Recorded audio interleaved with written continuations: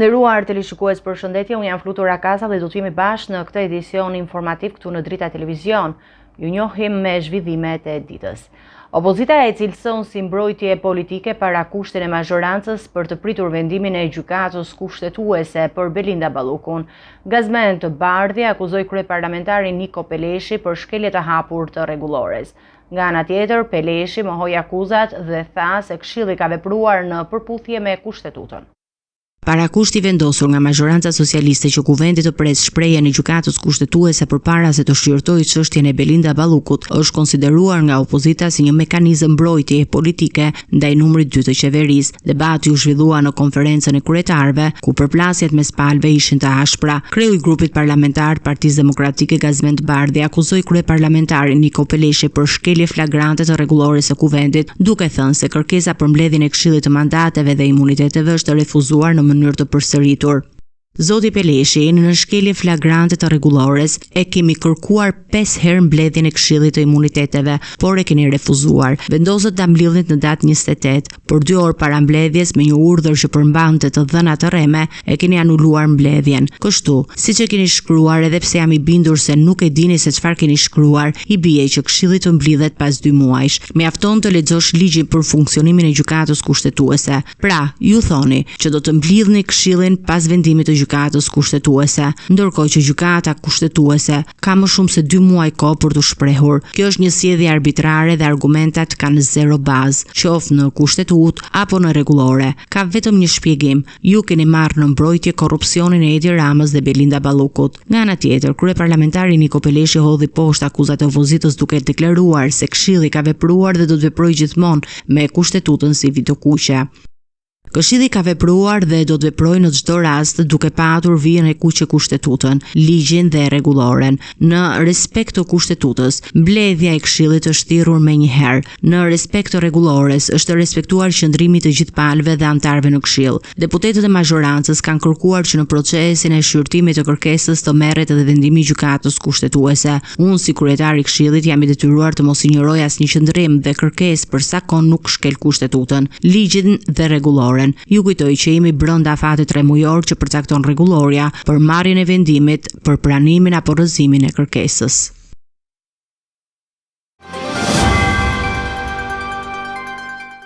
Mazhoranca socialiste synon shtimin e një antari në Komisionin e Reformës Territoriale për të zhbllokuar procesin. Partia Demokratike mohon bojkotin dhe kërkojnë që çdo vendim të merret me konsensus. Komisioni pritet të mblidhet sërish të hënën me mundësinë e ndryshimit të përbërjes në rast mungese të opozitës. Mazhoranca socialiste ka propozuar ndryshimin e përbërjes së Komisionit të Reformës Territoriale për të zhbllokuar procesin e punës pas mungesës së Partisë Demokratike në mbledhjen e fundit. Sipas propozimit të socialistëve, komisioni do të ketë gjithsej 17 anëtar, 9 nga mazhoranca dhe 8 nga opozita. Socialistët argumentojnë se mungesa e demokratëve ka pamundësuar zhvillimin e mbledhjeve dhe pengon avancimin e reformës. Përmes kësaj kërkese të grupit parlamentar socialist, argumentohet se që prej krijimit të komisionit në datën 27/10/2025, nga 4 mbledhje të njoftuara rregullisht, vetëm një mbledhje është zhvilluar me përbërje të plotë të opozitës në një kohë kur kozjatja e punës në komision është parashikuar 9 muaj. Nisur nga qasja bojkotuese e opozitës parlamentare, theksohet në këtë kërkesë dhe propozohet që komisioni i posaçëm përbëhet nga 17 anëtar, nga të cilët 9 janë përfaqësues të grupit parlamentar të Partisë Socialiste dhe 6 përfaqësues të grupit parlamentar të Partisë Demokratike, një përfaqësues i grupit parlamentar Aleanca për Ndryshim dhe një përfaqësues i grupit parlamentar të Partisë së Lirisë. Nga ana tjetër, kryetari i grupit parlamentar të Partisë Demokratike Gazmend Bardhi ka mohuar çdo bojkot, duke thënë se mungesa në 2 mbledhje lidhet me arsye të tjera dhe ka kërkuar që çdo vendim të merret në mënyrë konsensuale. Nëse ju themi se duhen procese konsensuale, hajde të gjejmë mekanizma dialogu në frymën e rekomandimeve të BE-s. Ju thoni jo, hajdeni këtu, flisni kot. Ne do të bëjmë çfarë të duam. Për çfarë ju duhet opozita në tryezë? Për të shitur ju fasadën sikur çdo gjë funksionon normalisht? Jo, nuk është asgjë normale. Ju e dini këtë dhe çdo mik i ynë ndërkombëtar e di. Në gjithë sjelljen tuaj kemi bërë të kundërtën e asaj që keni thënë publikisht për konsensus dhe konstruktivitet. Ju nuk keni qëllim qytetarët, por hartën elektorale. E bët këtë në vitin 2014 dhe e pam se çfarë bët, duke shkatëruar pushtetin vendor dhe duke dëmtuar qytetarët. Homologu i tij socialist Socialista Uland Balla paralajmëroi se komisioni do të mblidhet sërish të hënën dhe nëse Partia Demokratike mungon përsëri, përbërja e tij do të ndryshohet sipas propozimit të mazhorancës. Shtëpia e fëmijës Zyber Allulli dhe Inspektoriati Shtetëror do të kenë së shpejti godina tërësisht të reja. Kryeministri Edi Rama gjatë prezantimit të projektit fitues në konkursin ndërkombëtar tha se këto institucione meritojnë kushte më dinjitoze, veçanërisht fëmijët jetim. Kreu i qeverisë foli gjithashtu për projekte të tjera madhore në infrastrukturë dhe në arkitekturë publike. Shtëpia e fëmijës Zyber Allulli dhe Inspektoriati Shtetëror do të zhvendosen së shpejti në godina të reja pas përfundimit të konkursit ndërkombëtar për projektet arkitekturore fituese. Në prezantimin e projekteve i pranishëm ishte kryeministri Edi Rama, i cili theksoi rëndësinë e krijimit të kushteve bashkëkohore për institucionet që prekin drejt për drejt jetën sociale dhe funksionimin e shtetit. Sot me këtë projekt ne i hapim rrugë dy drejtimeve të reja për të ardhmen, duke krijuar kushte tërësisht të reja për fëmijët që janë duart e solidaritetit të shoqërisë, jetimët, dhe njëkohësisht edhe për korpusin e ri të inspektoriateve.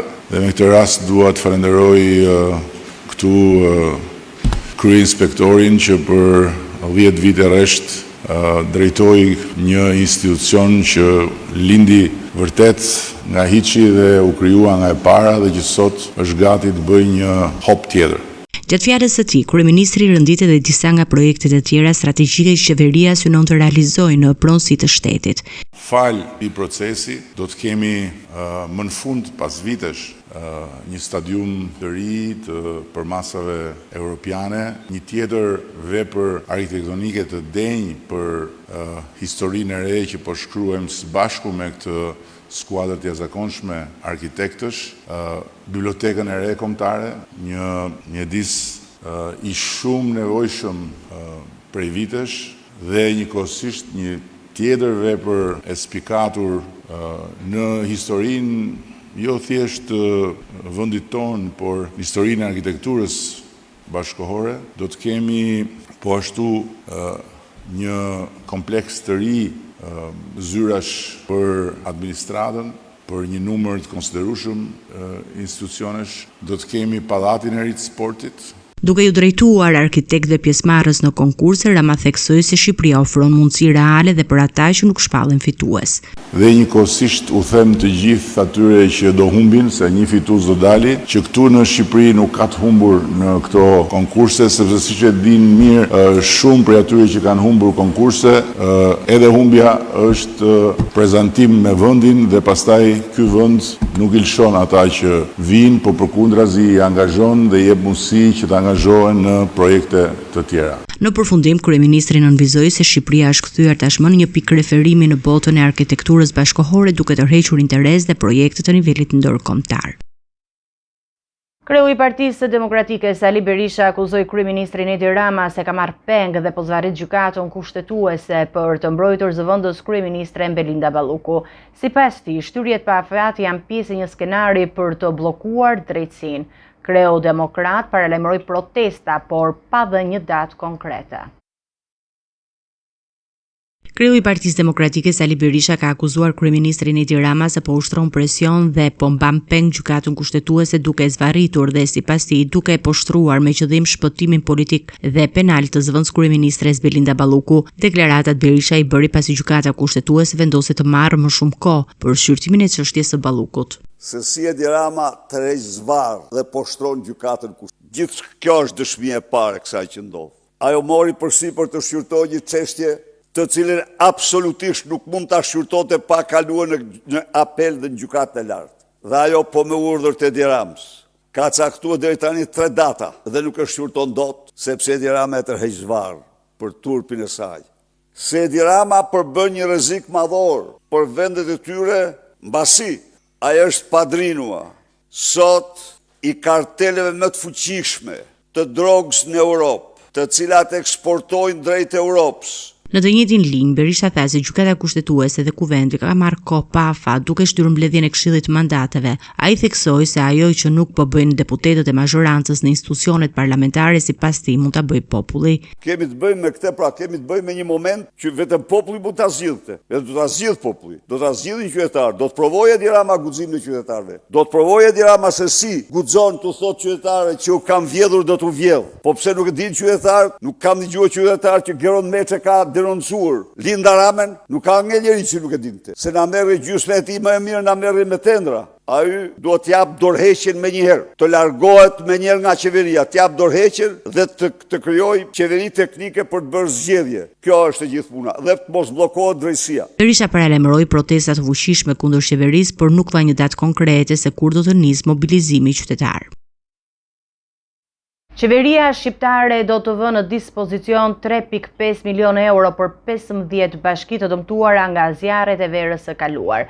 Kruja dhe Gramshi janë bashkitë që përfitojnë më shumë fonde. Ministri Vengu njoftoi se do të vinë edhe dëmshpërblimet për bujqësinë dhe për planin e ripyllëzimit. Qeveria ka vendosur 3.5 milion euro për 15 bashkitë e prekura nga zjarret që përfshin vendin gjatë verës së vitit 2025. Bashkia Kruj do të marrë shumën më të madhe, rreth 146 milion lek, ndjekur nga Gramshi me 87 milion lek. Ministri i Bujqësisë tha se në disa bashki kishin fonde të mbartura që do të përdoren për kompensimin e banorëve, duke mundësuar përfitimin e plotë të dëmshpërblimeve.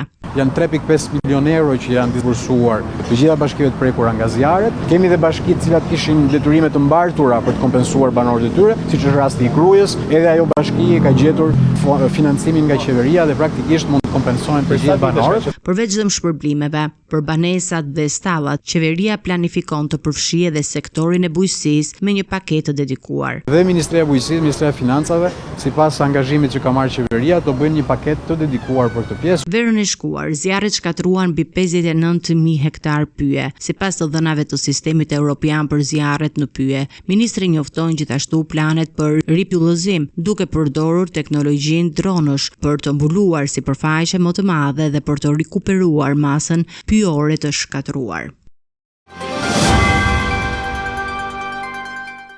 Apeli i posaçëm ka dhënë vendimin për ish drejtoreshën e përgjithshme të Tirana Parking, Englantina Zere dhe 4 zyrtarë të bashkisë, të akuzuar për shkelje të parazisë në tendera publik. Shkalla e dytë e gjyqësorit ka pezulluar dënimin me burg duke konvertuar atë në shërbim prove për 1 vit.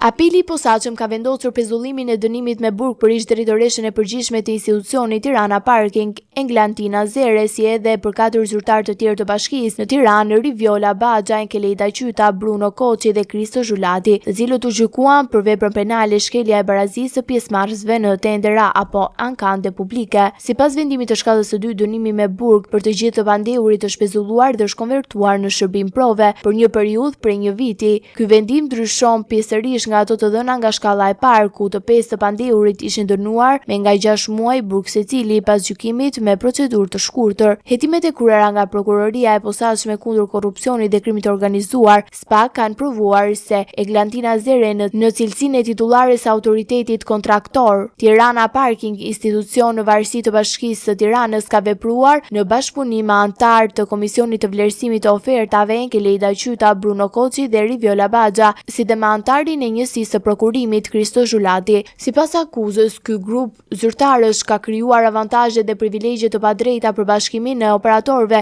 ekonomik fitues VAS Construction SHPK dhe Roku Guest SHPK gjatë procedurës së prokurorimit në objekt rikonstruksioni shteti dhe parkimit të Selman Stermasi. Procedura e tenderimit është zhvilluar me 1 tetor të vitit 2019, ndërsa SPAK ka konstatuar shkelje të rregullave ligjore që garantonin konkurrencë të barabartë mes operatorëve ekonomik pjesëmarrës. Vendimi i apelit të posaçëm për pezullimin e dënimit me burg mbyll përfundimisht çështjen në këtë shkallë gjykimi, duke lënë në fuqi fajësinë e të pandehurve, por duke zbutur masën e dënimit të dhënë më herët. Ish-ministri socialist i shëndetësisë Ilir Beqaj do të vijojë të qëndrojë në burg. Gjykata kushtetuese ka rrëzuar ankimimin e tij ndaj masës së sigurisë arrest në burg. Beqaj akuzohet nga SPAK për prokurime fiktive dhe për fshirje në çështjen e koncesionit të sterilizimit.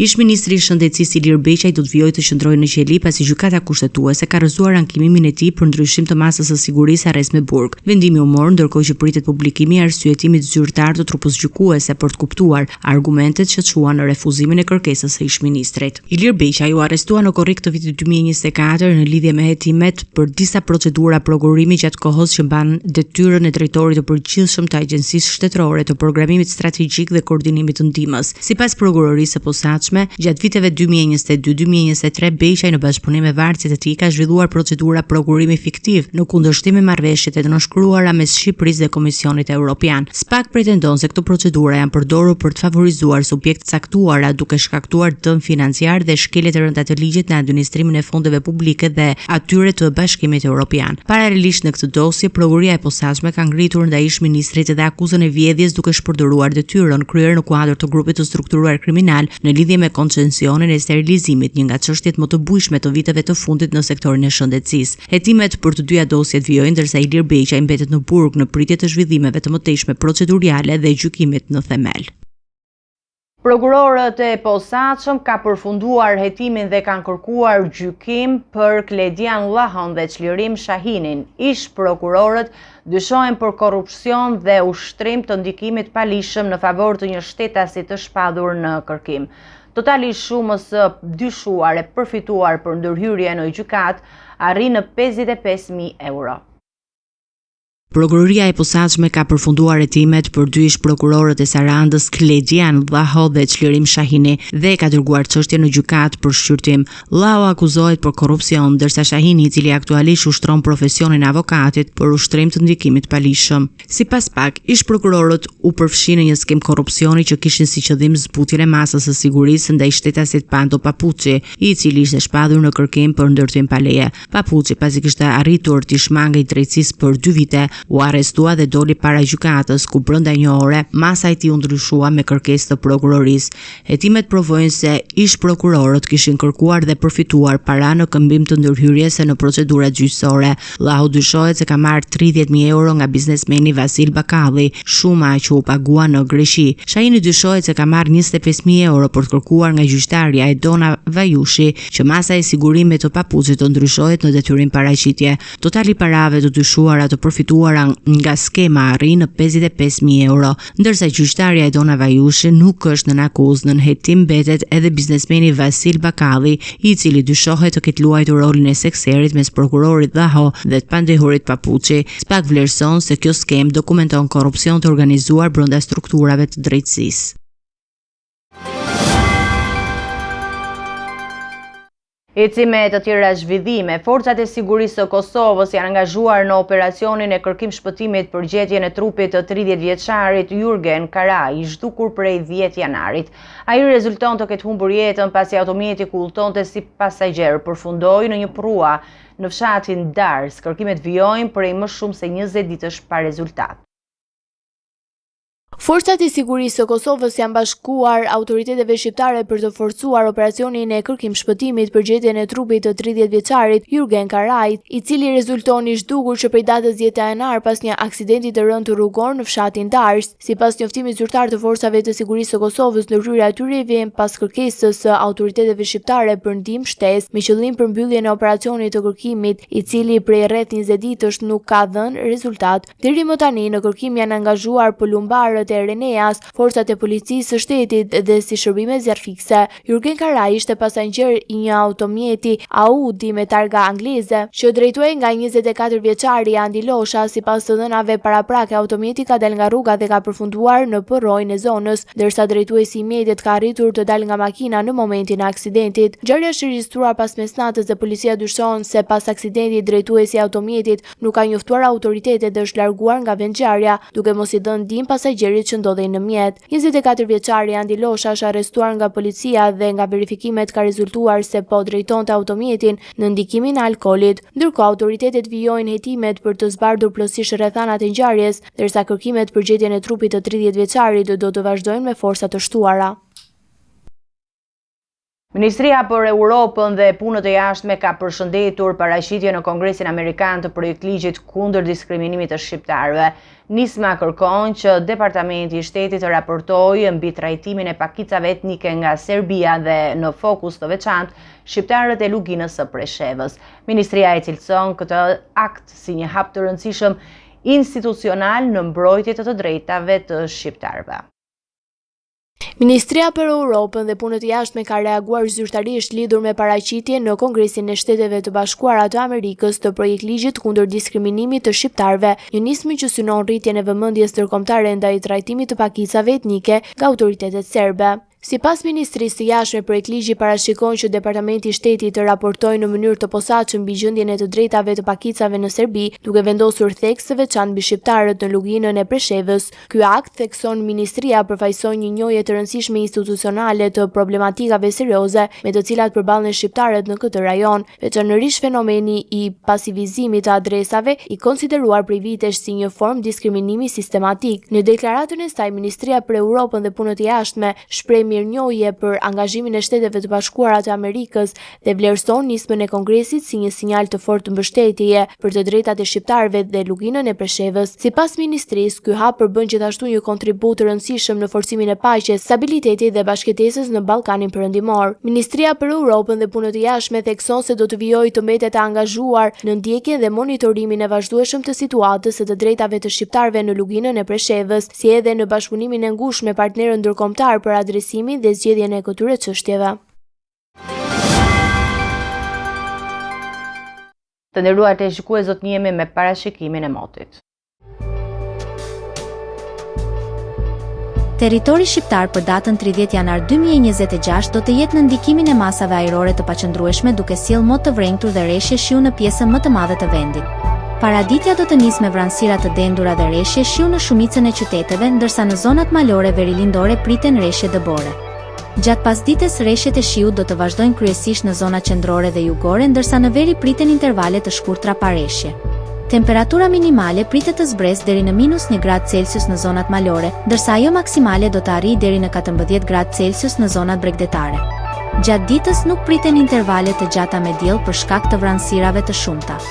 Era do të fryjë mesatare nga drejtimi juglindor me shpejtësi 4 deri në 6 metra për sekond. Deti do të ketë dallgëzim mesatar rreth 2 ball. Indeksi ultraviolet për Tiranën më 30 janar 2026 pritet të jetë i ulët rreth 1. Sipas të dhënave astronomike, lindja e diellit në Tiranë më 30 janar do të jetë rreth orës 6:48 minuta, ndërsa perëndimi rreth orës 17.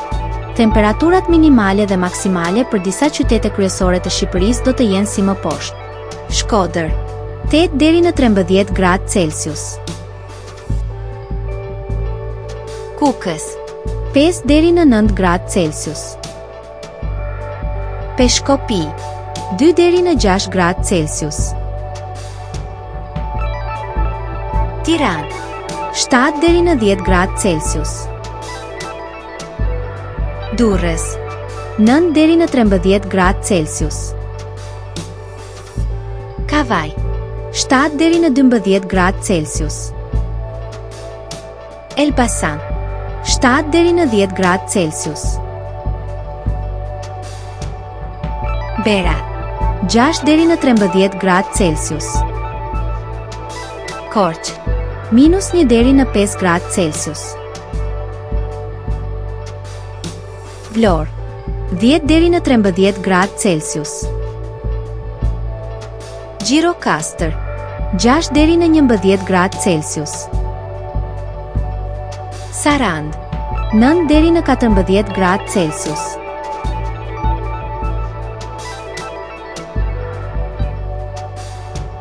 Territori i Kosovës për datën 30 janar 2026 do të jetë në ndikimin e vranësirave dhe rreshjeve të shiut, ndërsa në disa zona priten rreshje dëbore. Paraditja do të karakterizohet nga mot i vrenjtur dhe rreshje të her pas hershme shiu, ndërsa në zonat më të larta rreshjet do të jenë në formë bore. Pasditja nuk sjell përmirësime të dukshme të kushteve atmosferike. Temperatura minimale pritet të zbresë deri në 0 gradë Celsius, ndërsa ajo maksimale do të arrijë deri në 9 gradë Celsius. Era do të fryjë lehtë deri mesatare nga drejtimi verilindor me shpejtësi 3 deri në 5 metra për sekond. Indeksi ultraviolet për Prishtinën më 30 janar 2026 pritet të jetë i ulët rreth 1. Sipas të dhënave astronomike, lindja e diellit në Prishtinë më 30 janar do të jetë rreth orës 6:46 minuta, ndërsa perëndimi rreth orës 16:51 minuta. Temperaturat minimale dhe maksimale për disa qytete kryesore të Kosovës do të jenë si më poshtë. Mitrovica 1 deri në 5 gradë Celsius. Podujev 1 deri në 4 gradë Celsius. Skënderaj 1 deri në 5 gradë Celsius. Pej 0 deri në 6 gradë Celsius. Prishtinë 2 deri në 5 gradë Celsius. Gjakov 2 deri në 9 gradë Celsius. Malishev 2 deri në 6 gradë Celsius. Gjilan 1 deri në 7 gradë Celsius. Ferizaj 2 deri në 7 gradë Celsius. Kaçanik 2 deri në 6 gradë Celsius. Suhare 2 deri në 7 gradë Celsius. Prizren 3 deri në 8 gradë Celsius.